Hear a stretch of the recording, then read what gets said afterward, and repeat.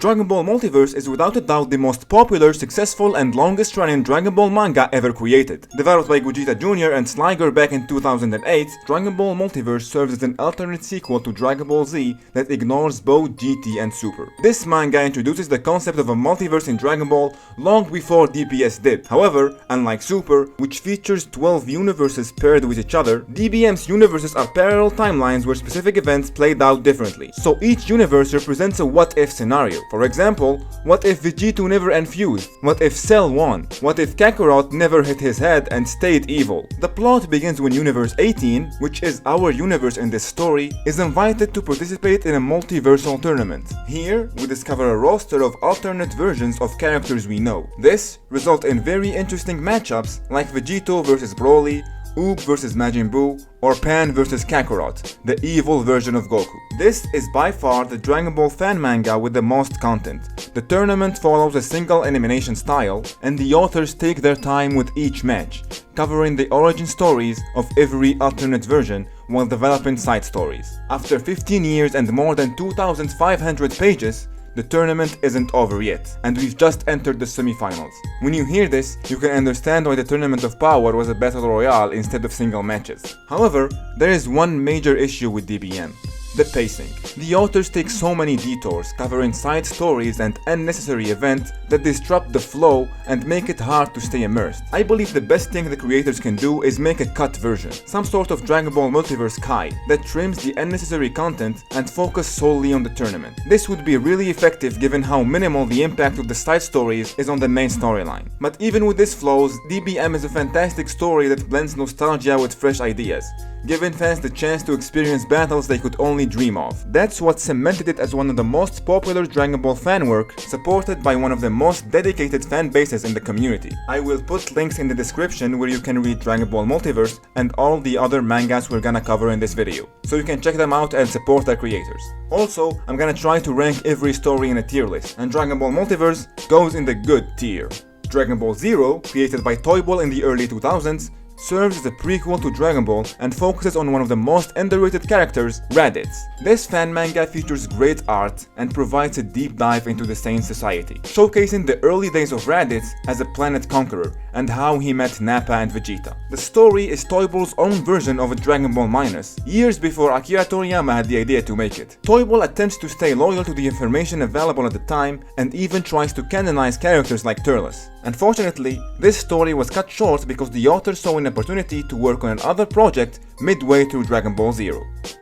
Dragon Ball AF. While Toy Ball was working on Dragon Ball Zero, rumors about the Super Saiyan 5 and the new sequel to Dragon Ball called Dragon Ball After Future were spreading rapidly on the internet. Of course, these rumors were false, but Toy Ball saw an opportunity to ride on this wave and create his own Dragon Ball AF. In this manga, he adapted this popular fan design of the Super Saiyan 5 that was gaining a lot of traction online. This manga serves as a continuation of Dragon Ball GT, where we are introduced to the main antagonist, 𝐸𝐸𝐸, a clone of Goku who is also somehow half Kaioshin. The story is fine, but it can be confusing at times. It considers DBZ filler episodes and the movies as canon and leans a bit too much on fanservice. The best part of this work is Toy Ball's art. You can clearly see how much he improved since his work on Dragon Ball Zero. His art is without a doubt the closest to the Dragon Ball Z style at the time. This is why, once again, Toy Ball had to stop working on Dragon Ball AF early, because he was hired by Shueisha to work on a promotional Dragon Ball manga, which eventually led to him changing his pen name to Toyotaro and becoming the artist and co-author of the official canon Dragon Ball sequel, Dragon Ball Super. And for me, young Toyotaro's early fan manga work also goes in the good tier.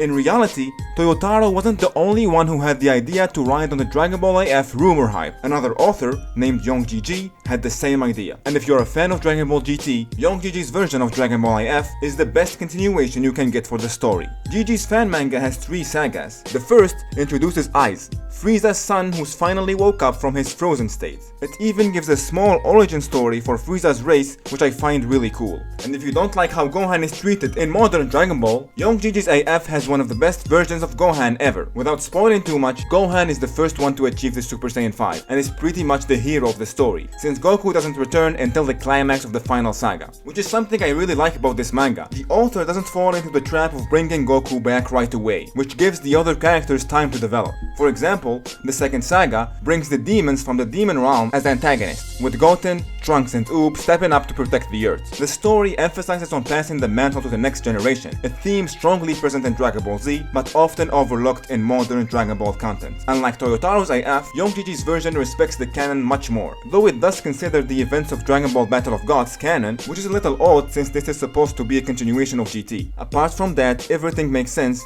and feels like a natural continuation for the story. When you read Toyotaro's and 𝐬𝐭𝐸𝐸's AF, it's clear that 𝐬𝐭𝐸𝐸 is the better storyteller. 𝐬𝐭𝐸𝐸's ability to craft captivating narrative and respect the series' legacy sets him apart. He even started some sort of part 2 for this story in recent years, where he introduced new transformations like the Super Saiyan 6, but I'll let you discover that for yourself. For fans of Dragon Ball GT who want a thoughtful and exciting continuation, 𝐬𝐭𝐸𝐸's Dragon Ball AF is a must-read. It captures the essence of the original story while exploring in new and intriguing directions for our beloved characters. And because of that, I would put 𝐬𝐭𝐸𝐸's Dragon Ball AF in the excellent tier. DBVS Dream Match is 𝐬𝐭𝐸𝐸's latest work in the Dragon Ball fan manga community, created in collaboration with the talented Omada Niyuyuki. The story is told from the perspective of Black Goku, who decides to travel to a different timeline using the Time Ring. This leads him to the GT timeline where he encounters GT's Goku. Black chooses to fight him in order to further his own evolution. This manga even attempts to explain how Black Goku achieved Super Saiyan Rose. As the name suggests, the concept of this project is to find a way to create dream matches between improbable Dragon Ball characters. So far, they've completed 2 matchups, with the second one being Goku vs Android 21, and there are plans to continue this concept in the future with different artists contributing. It's a fun, light-hearted project with plenty of fan service and showcases how much 𝐬𝐭𝐸𝐸's art improved since AF. It's honestly incredible how good he got, and for me, it falls in the good tier of Dragon Ball fanworks. Dragon Ball Sai and Super Vegeta then are 2 parts of a manga created by one of the best artists in the Dragon Ball community, Dragon Goro Lee. This fan manga presents a what-if scenario. What if Vegeta, instead of Goku, was sent to Earth as a baby? But unlike your typical what-if story that would merely swap Goku and Vegeta's roles, Dragon Goro Lee goes beyond by reimagining the chronological order, outcomes, and even introducing new exclusive characters. The result is a fresh, original take on the Dragon Ball story. For instance, without giving away too much, the Android saga in this manga begins before Vegeta's fight with Piccolo at the Tenkaichi Budokai, offering a whole different progression of events. While I'm not usually a fan of what-if stories, Dragon Ball Sai stands out as one of the best fan mangas I ever read. It captures the essence of Toriyama's work better than any other project, and what elevates it even further is the art. While Toyotaro delivers excellent Dragon Ball artwork, his style is heavily influenced by Dragon Ball Z and Toei Animation's approach. In contrast, Dragon Goro Lee's art is as close as you can get to Akira Toriyama's original style. Reading his work feels like discovering a lost Toriyama project, making it a truly special experience for fans. Just like Toyotaro, Dragon Goro's exceptional talent didn't go unnoticed. His work on Dragon Ball Sai earned him a position with Shueisha, where he created a fan story about one of his favorite characters, 𝐬𝐮𝐩𝐻. This project was a nice success, showcasing his ability to blend humor, action, and storytelling in a way that feels true to the spirit of Dragon Ball. Given this success, it's exciting to imagine what Dragon Goro Lee could bring to the canon of the Dragon Ball universe, and we can only hope that he will have the opportunity to work on official Dragon Ball content in the future. For me, Dragon Ball Sai is one of the best fan mangas I ever read. Dragon Ball New Age, created by Malik Torihan, is yet another fan manga made as a sequel to Dragon Ball GT. The story begins 3 years after Goku's supposed death at the end of GT. This time, the danger comes from Rigor, Vegeta's secret half-brother who arrives to Earth with one goal in mind: to kill Vegeta. Malik started Dragon Ball New Age as a personal project for his own amusement in the early 2000s. Since then, the story has gained massive popularity on the internet with readers all over the world. And after exploding in the fan manga community, Dragon Ball New Age has gone through several reboots, the most notable being the Dragon Ball New Age Definitive Edition from 2019, which even inspired the fan animated series on YouTube. This series consists of 4 sagas. The first focuses on Rigor, Vegeta's half-brother who masters the true Super Saiyan form, Malik's unique take on the Super Saiyan 5 transformation. The second saga introduces Alajin, another demon from the demon realm, and the other sagas feature antagonists like 𝐬𝐻𝐻𝐵, Android 22, and Frost, whom I'll let you discover for yourself. The art style in this manga is great, and Malik continues to improve with each reboot, giving us one of the most memorable Dragon Ball fan stories and a fantastic gift for GT's fans who want more of its universe. But if you are more of a Dragon Ball Super fan, there is no better fan manga for you than Dragon Ball Kakumei. Dragon Ball Kakumei, created by Rinko, Poisson Labo, and Darkos, is a fan manga that serves as a sequel to Dragon Ball Super. It builds upon the foundation of Super by offering an epic storyline with stunning artwork. The story picks up right after the event of Dragon Ball Super Broly. It turns out that Android 17's wish to restore all the erased universes not only brought back the once erased during the Tournament of Power, but also the 6 universes previously destroyed. It's revealed that the Grand Priest acted on his own when destroying those universes, without Zeno's orders, and now they all want revenge. The Grand Priest manages to trap them in a mysterious 19th universe called Universe Zero, but due to some unfortunate luck, Goku gets trapped with them. The Grand Priest then announces that he can only contain the gods of these universes for 2 years, and inform the other gods to prepare for a divine multiversal war within that time. This leads to 2 years of intense training across the multiverse as everyone prepares for the Grand War. The manga makes incredible use for all the concepts introduced in Super. For example, we see Piccolo training with the Namekians of Universe 6, and Gohan training with Jiren and the Pride Troopers in Universe 11, Vegeta building an army of Saiyans in Planet Sadala, and Goten and Trunks training under Whis. Even the Earthlings are taken to Universe 10 to train with the Trio of Danger. Keep in mind this is just a surface summary of Dragon Ball Kakumei. If I were to cover all the great things Kakumei offers, this video will be hours long. Plus, I don't want to spoil too much because I want you to experience it for yourself. With its unique and outstanding art style, some fans even believe that Kakumei achieves better than what the canon has done since Broly. But if I had to point out one downside of Kakumei, it would be how it takes Dragon Ball far too seriously. This approach robs the series of its comedic elements, which are an essential part of Akira Toriyama's action comedy blend that we all love. Dragon Ball without silly, stupid plot devices feels a bit odd, at least to me. However, if you're looking to an epic, serious and dramatic take on Dragon Ball and want to explore the multiverse established by Super, Dragon Ball Kakumei will be perfect for you. And I personally think it's an excellent fan manga. Dragon Ball Infinity is another story that explores the lore established in Dragon Ball Super. Created by Jordan Durham in 2019, this fan manga can be seen as an origin story for the God of Destruction Beerus, but it's much more than that. The story follows a new Saiyan protagonist named Taima. While traveling from planet Vegeta, Taima is sucked into a time paradox that sends him over 200 million years into the past. He lands on what it seems to be Beerus' home planet, where he's taken and raised by a woman from Beerus' race. The author draws heavily from the real-world ancient Egypt to craft a tale in which we discover that the pharaoh of this era is an evil fraud pretending to be a god of destruction. Taima, alongside his friend, mentor, and the father of Beerus and Champa, Brood, must stop his false deity. The art style in this manga isn't outstanding, but it's clear and readable. What Jordan excels at is his storytelling and world building. The plot is well driven, and the revelations are surprising and interesting. Even the twists are perfectly timed, like the reveal of Taima's father, who is a character we already know, though I won't spoil it for you. If you want a story set in the Dragon Ball universe with new exciting characters and refreshing story mechanics, you should check out Dragon Ball Infinity. Good tier. Dragon Ball Hakai is another fan manga that serves as a continuation of Dragon Ball Super, this time taking place after the events of the Moro arc. Created by an artist who goes by the name Hakai, the story begins with Zeno appointing Goku as the God of Destruction of Universe 6, replacing Champa, who has been doing a poor job. Similar to Dragon Ball Infinity, this manga attempts to provide an origin story for Beerus and Champa, with a significant portion of the narrative being a flashback to the time they were training to become gods of destruction. The author also tries to canonize characters like Cooler, Pikkon, and Janemba, aiming to fulfill many Dragon Ball fans' dreams at the same time. The promise is intriguing, and the art style is appealing, but the author spends too much time expanding the Dragon Ball universe and explaining his own vision for the godly system. He also sets up numerous plot lines for the story's future. However, even after 3 years, the narrative feels like it hasn't truly begun, and with no major sagas clearly defined. It's evident the author envisions this fan manga as a lengthy project, which may not be the best approach in my opinion. Nevertheless, Dragon Ball Hakai has become very popular online. YouTube videos about it garner millions of views, and fans seem to really enjoy it. The author also appears motivated to create a long-running series that delves deeper into Dragon Ball's already complex lore. Only time will tell how this seemingly ambitious project will evolve. Personally, it's not one of my favorites, and it goes in the can be better tier. Dragon Ball Kame, created by the author and artist DBVS, tells the story of Pan, Bra, and some newcomers as they train to become the next generation of heroes. Set after the end of Dragon Ball Z, this story features a new cast of Z fighters preparing to battle against a group of time travelers. Apart from Master Roshi and Bulma, the original DBZ characters are absent,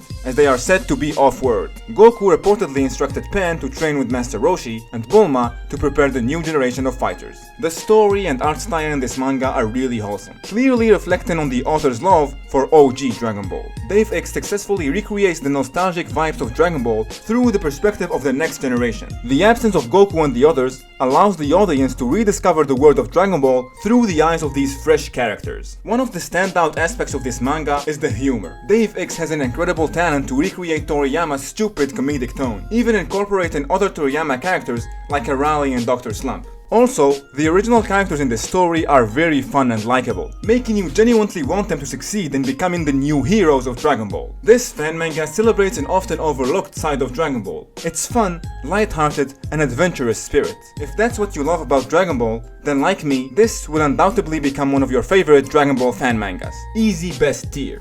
Dragon Ball New Hope is another what-if story set during the events of Dragon Ball Z, and without a doubt, it stands out as one of the best Dragon Ball what-if stories ever created, possibly even one of the best what-if stories ever. In this timeline, Gohan fails to achieve Super Saiyan 2 during his battle with Cell, leading to his defeat. With no one left to stop him, Cell eliminates all the Z fighters on Earth, sparing only Krillin, whom he deemed unworthy of even killing. Cell then departs Earth, using Goku's instant transmission to conquer other planets. Now, as the sole surviving Z fighter, Krillin is left with the immense responsibility of training Earth's final hope, 𝐬𝐭. And my god, I love this story. When you read Dragon Ball New Hope, it's evident that the author has a deep understanding of Dragon Ball, especially the Cell Saga. The story masterfully develops the themes and ideas that Toriyama explored in the original arc, even taking them to new heights. The arc of Krillin training 𝐬𝐭 to take on Cell is just the beginning.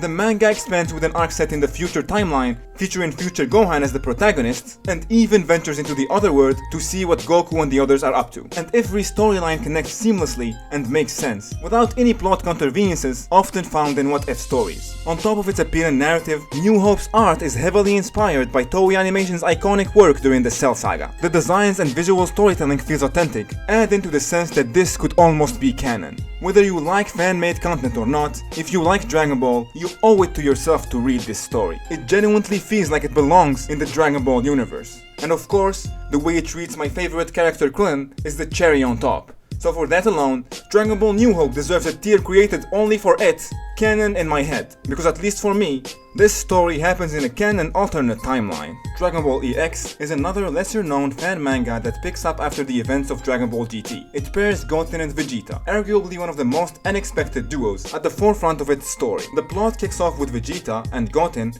traveling to another planet to train, preparing for any future threats to Earth. Meanwhile, Goku, who has become a god, returns to Earth as an antagonist after being possessed by a mysterious evil force. The author Rogro also incorporates the fan-made SSG-5 transformation. This shows you how much influential that form became during the decade-long without any official Dragon Ball content. This Super Saiyan 5 is truly the symbol of the Dragon Ball fanon. This manga also gives 𝐽𝐽 a much-deserved attention, finally delivering on his potential as Goku's successor, a promise that was clear by the end of DBZ, but often overlooked in subsequent stories. While the concept of an evil version of Goku might feel overused, Rogro manages to add a fresh twist to the idea, making it feel unique. The art is solid, and the story builds towards a satisfying conclusion. Though Dragon Ball EX isn't the most groundbreaking fan manga out there, its strong ending and focus on underutilized characters like 𝐽𝐽 make it a really fun read, and it's a fine tier for me. Yardrats, The Story of a Survivor, is a 2011 fan-made manga by 𝐬𝐵 that delves into one of the most intriguing untold chapters of Dragon Ball Z, Goku's time on planet Yardrats after escaping Namek. For fans who've always wondered what happened during Goku's stay on Yardrats, this manga offers an exciting take. It follows Goku as he trains and battles against King Cold's army, including his own version of a Ginyu Force. The art is decent, and the concept of King Cold's army as an antagonist is a creative and engaging addition. It also gave fans the chance to explore Yardrats as a setting long before Toyotaro expanded on it in Dragon Ball Super. This is also not a groundbreaking story, nor does it try to be. It delivers exactly what it promises, a solid and enjoyable side story that fills in a gap fans have long been curious about. But if you ask me, it can definitely be better. Dragon Ball Bloodlines is another fan sequel to Dragon Ball Super, also set after the events of the Moro arc. This story aims to address two of the most common complaints fans have with DBS, the lack of a significant time skip and the underutilization of 𝐬𝐭 and Trunks, who have been stuck at their Buu Saga ages for too long. The story begins with Goku and Vegeta informing 𝐬𝐭 and Trunks that they won't be Earth's protectors forever. They urge their sons to train hard to take up the mantle. And while working to fulfill their father's wishes, the duo is attacked by an alien resembling a female version of Beerus. And if she is even half as strong as Beerus, how will Goten and Trunks overcome her when Goku and Vegeta are off-world? This fan manga feels like a mix of all the best elements from other Dragon Ball fan work. It focuses on the next generation like AF and Kame, gives more backstory to Beerus, similar to Infinity, and handles Earthling side characters well, in this case Yamcha, just like New Hope did with Krillin. But while the premise is exciting and the art is decent, the storyline in Bloodlines doesn't quite match the strength of other fan-made classics we covered in this video. The dialogues in particular can feel awkward at times, which weakens the overall narrative. That said, it doesn't diminish anything from the effort and the passion of the creators. They've put a lot of heart into this story, and new chapters are still being released regularly. Also, many plot elements hint at exciting developments in the future, so there is plenty to look forward to. But for now, I'd place Dragon Ball Bloodlines in the can-do better tier.